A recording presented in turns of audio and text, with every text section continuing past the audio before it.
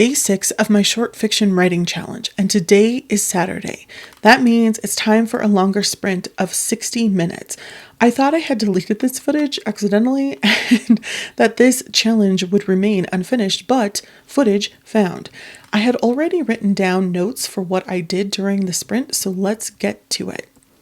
Today's focus is on backstory. I love a good backstory, and I'm not just focusing on my main character, but also her parents.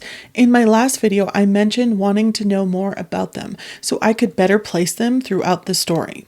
Usually, if you can find out why the parents are so messed up, you can understand why the main character does what they do. I ended up getting 1,259 words for this sprint.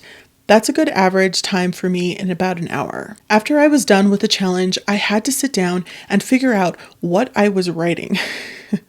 I'm not the first person to venture outside of my genre, so I took to the internet and realized it was folk horror. Yes, you heard me right, folk horror. I found an author I'm enjoying, T. Kingfisher. Ever heard of her? I'm sure you have, and I'm just completely late to the game, like always. What else is new?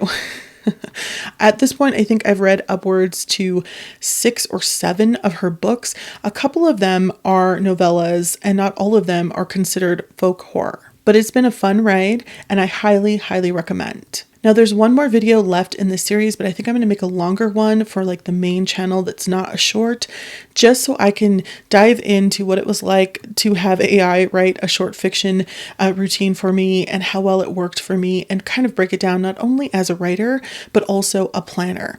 Just maybe like a sit down video where I just talk to the camera, or maybe there's some, B-roll footage in the background. I'm not really sure, but definitely be looking for that in the future. So stay tuned to find out what happens on the next day.